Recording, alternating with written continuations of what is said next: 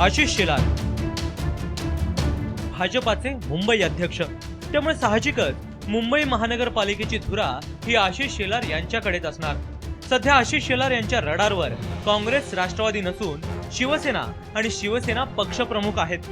आशिष शेलार यांनी अनेकदा ट्विटरच्या माध्यमातून व त्यांच्या भाषणातून शिवसेनेवर वार केलाय आणि आता पुन्हा एकदा शेलार यांनी दहिसरच्या कार्यक्रमात शिवसेनेच्या वर्मावर घाव घातलाय।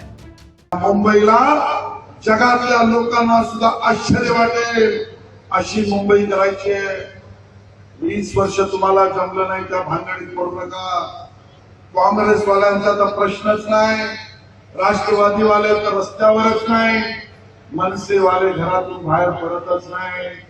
आणि त्यामुळे मुंबईला स्मार्ट मुंबई बनवायची असेल तर केवळ आणि केवळ भारतीय जनता पार्टीच करू शकते।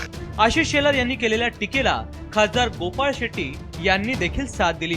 त्यांनी तर निवडणुकांमध्ये असे आरोप प्रत्यारोप होतच राहणार असं सांगून यापुढे या दोन्ही पक्षांमध्ये किती रामायण मुंबईकरांना बघावं लागेल याचेच संकेत दिलेत।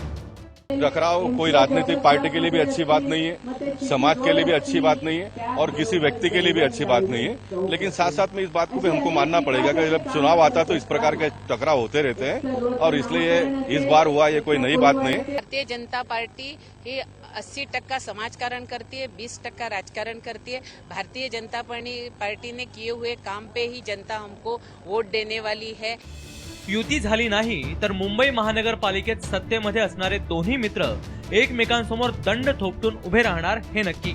मात्र या दोघांच्या आरोप प्रत्यारोपांचं नाट्य मुंबईकरांचं निवडणूक संपेपर्यंत मनोरंजन करणार यात शंका नाही। त्यामुळे ये तो शुरुआत है, पिक्चर अभी बाकी है असं म्हणण्याखेरीज मुंबईकरांकडे सध्या तरी पर्याय नाही। मुंबई लाईव्ह।